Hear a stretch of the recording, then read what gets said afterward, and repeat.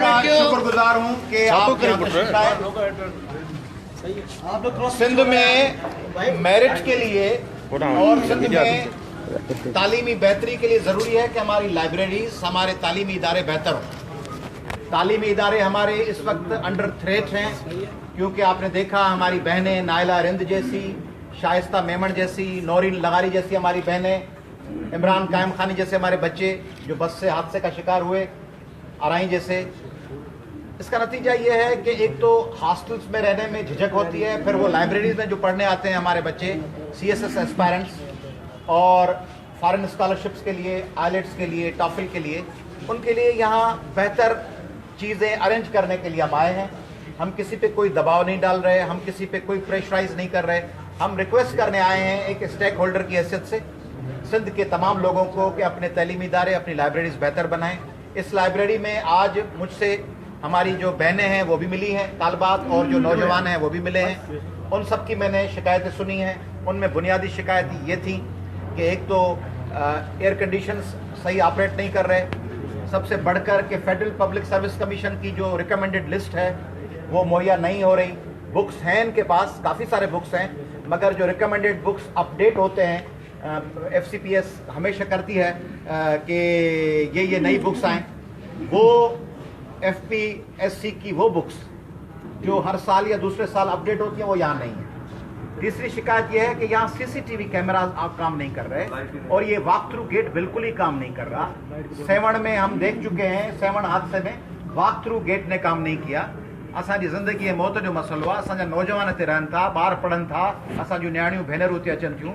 जेकॾहिं walk through gate न कमु कंदा, CCTV कैमरास कम न कंदियूं, सुबह खुदा न खास्ता को वाक़ियो थींदो, असां वटि एविडेंस ही कोन हूंदो।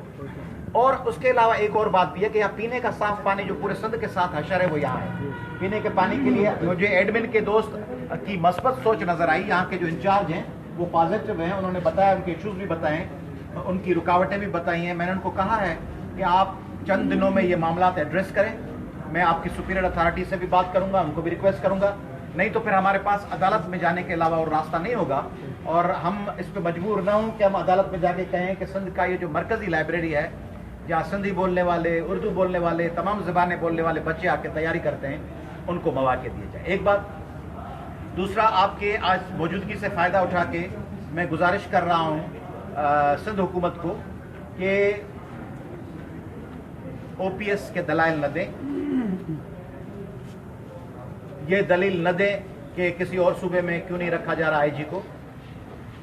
आपके पास अच्छे ऑफिसर्स अगर हैं, आसिफ हैदर शाह जैसे, AD ख्वाजा जैसे, तो उनको सिद्दीक मेमन को भी हटा दिया गया, जिस्कानी को हटा दिया गया, मुमताज़ शाह को हटा दिया गया, हैदराबाद के DC जतोई को हटा दिया गया। ये सिलसिला बंद करें। गवर्नेंस बेहतर बनाने के लिए ब्यूरोक्रेट्स को, टेक्नोक्रेसी को अपने अहकामात पे चलाने के बजाय, अगर ठीक है, मुझे कोई एतराज़ नहीं होगा अगर आप IG AD ख्वाजा को हटा दें, चीफ सेक्रेटरी को हटा दें, अगर उनसे कोई मिसकंडक्ट हुआ हो, उन पे कोई एलिगेशन करप्शन का हो, उन पे कोई एलिगेशन इस किस्म का हो कि वो आउट ऑफ टर्न प्रमोशन लेके ऊपर आए हैं, मेरिट पे नहीं उतरते, तो बिल्कुल, या उनका टेन्योर कंप्लीट हो गया हो 3 साल का, तो फिर आप बिल्कुल हटा दें। You have every right to remove them.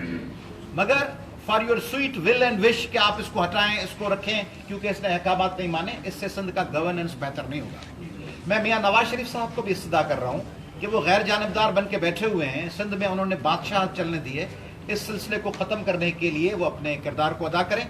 Abid शेर अली साहब यहाँ कल तशरीफ़ लाए, वो शर्जील मेमन और दूसरे इशूज़ पे बात करके चले गए। वफाक के नुमाइंदा थे, उनको और पाकिस्तान की हुकूमत को, वफाकी हुकूमत को सिंध में बेहतर गवर्नेंस के लिए अपना किरदार अदा करना चाहिए। और मुझे बड़ा अफसोस हुआ जब परसों हमारे एक बहादुर लीडर और हमारे एक इंतहाई जुर्रतमंद तारीख़ साज शख्सियत की बरसी थी, जुल्फ़िकार अली भुट्टो साहब की, तब बातचीत होनी चाहिए थी सिंध में ज़राअत पर, सिंध की आदमशुमारी पर कि वो फेयर हो, सिंध के तमाम लोग गिने जाएं। बात होनी चाहिए थी सिंध के हिस्से के पानी की, बात होनी चाहिए थी सिंध के नौजवानों को मेरिट पे रोज़गार मिलने की। उसके बजाय जरदारी साहब की सारी बातचीत का महवर था कि मैं वज़ीर आज़म बनूंगा, मैं वज़ीर आज़म बनवाऊंगा, मैं वज़ीर आज़म बनूंगा। तो हम सुनना चाह रहे होते हैं अपनी लीडरशिप से कि वो बताएं कि कितनी मेरिट पे नौकरियां देंगे, कितनी अपॉर्चुनिटीज़ देंगे, कितनी एंटरप्रेन्योरशिप बनाएंगे, वो कुछ नहीं जिक्र था। और ये जो federal Sindh public service commission के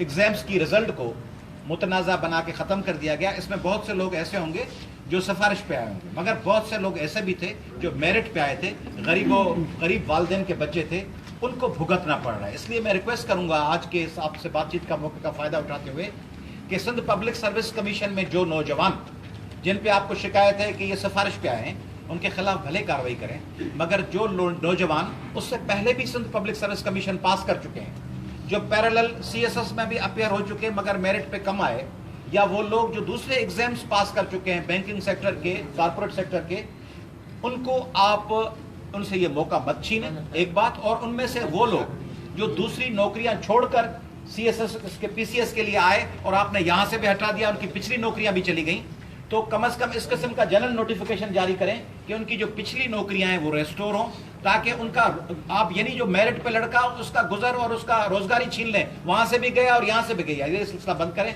और आखिरी गुजारिश ये कि कल एमक्यूएम के दोस्तों ने जो कराची में प्रेस कॉन्फ्रेंस की है पीपल्स पार्टी के दोस्तों के खिलाफ, उसमें आपस के अख्तलाफात भले आपस में रखें, पीपल्स पार्टी की बैड गवर्नेंस पे भले बात करें, मगर इस टकराव में कभी भी सिंध की तकसीम, मजीद सूबे, मजीद मुतालबात के हम फला कर देंगे, इस किस्म की बातें न करें।